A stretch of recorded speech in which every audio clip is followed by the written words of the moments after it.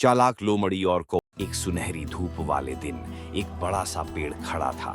उसकी सबसे ऊंची डाल पर एक काला कौवा बैठा हुआ था, जिसकी चोंच में ताजा रोटी का टुकड़ा दबा हुआ था।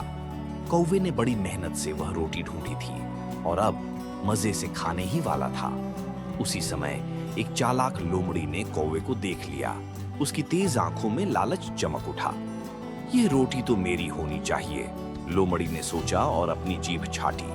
लेकिन वह पेड़ पर चढ़ नहीं सकती थी। अब क्या करे? नमस्ते सुंदर कौवे, लोमड़ी ने मीठी आवाज में कहा। कौवे ने नीचे देखा और संदेह से भरी नजर डाली, लेकिन उसने कोई जवाब नहीं दिया।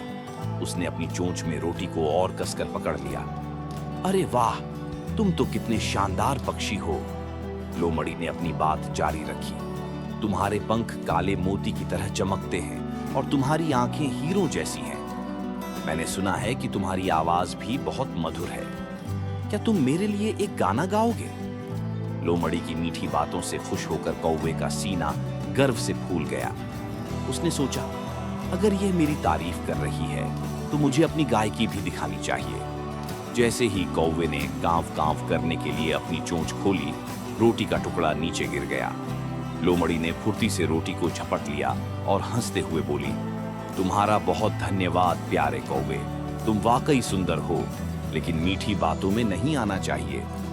लोमड़ी रोटी लेकर वहां से चली गई। बेचारा कौवा पेड़ की डाल पर बैठा सोचता रह गया और उसने सबक सीखा, मीठी बातों से हमेशा सतर्क रहना चाहिए।